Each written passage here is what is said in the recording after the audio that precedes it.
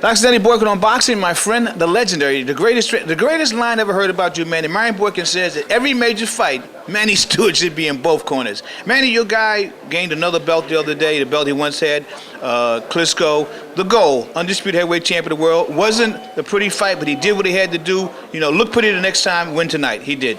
Well, it's one of those nights, the Muhammad Ali, Jimmy Young type fight, and every great fighter has a problem like when he fights a guy.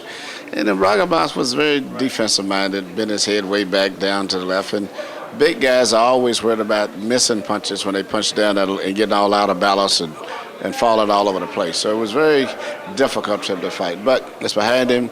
You're only as good as your last performance. Let's go make another fight and get a good knockout. Until he won. That's the bottom line. Manny, we talked earlier, there was a big talk about Paul Williams. Paul Williams won the title, lost it right away. No way in the world could you utter him in the same breath with Thomas Hitman Hearns. Well, Paul Williams is a fair amateur fighter. He's not even a good amateur fighter. Very tall guy, jumps around, throws punches, don't even know where they're going.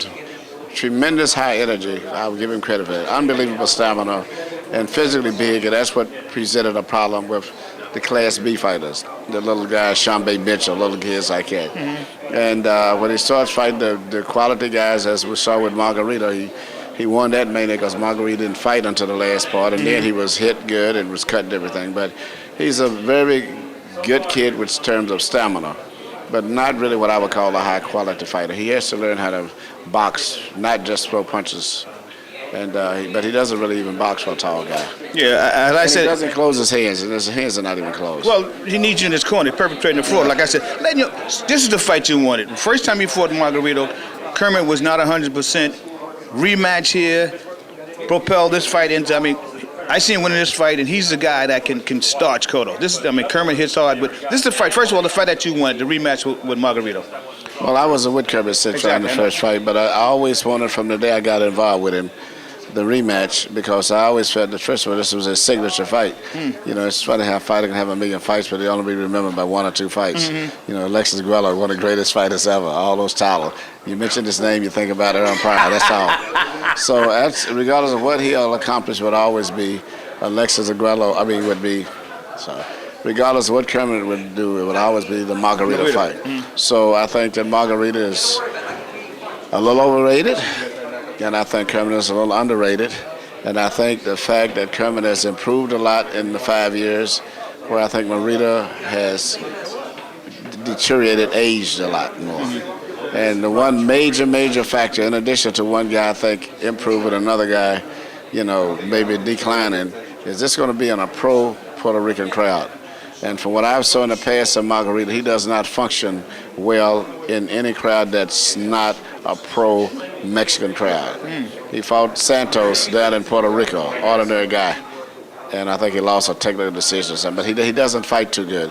When he comes to the East Coast and sees that big pro-Puerto Rican crowd that's out there for Cotto and Cintron, that's going to be a major factor psychologically, whereas the last time it was just opposite. Cotto was fighting, Don't worry, Russ. Well, Margarito was fighting not only in his pro crowd, but Cintron had never even been to Las Vegas. Yeah. He was totally confused by everything. His hand hadn't even healed up. He had 2 weeks of trying to box, took the fight on 30-day notice. So there was no way he was going to win that fight. But nevertheless, that's just what his career has been judged off of, is that fight. So it's a good opportunity to get a lot of credit for beating a guy that's really not all of that. Yeah, go ahead and set the record straight. Yeah. Last one now. This fight, evidently, he wins this, him and Cotto, and he's got the counter punch that can handle Miguel Cotto.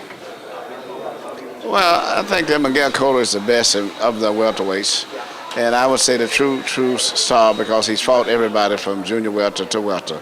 Style-wise, the biggest problem for Cotto is going to be Cintron, because Cotto does get hit, as he was hit with numerous right hands by Shane Mosley, but Mosley doesn't punch. And if he gets hit with those same punches from a big banger like Cintron, he's going to get hurt. I think it's going to be a very good fight. Tough fight for both guys. Was anything on the horizon for Klitschko, your heavyweight champion? Any word what may happen? Are you looking for the winner of that Simon Peter fight? I don't know what's going to happen. Vladimir may have to fight his manager with Povetkin, but it's Vladimir, and then there's a rest. He's in a class by himself. I just hope we fight a fight that's not going to be an ugly fight. As long as he wins. And the trainer is in the class by himself to talk about ourselves. They talk about Gil Clancy. They talk about Angelo Dundee.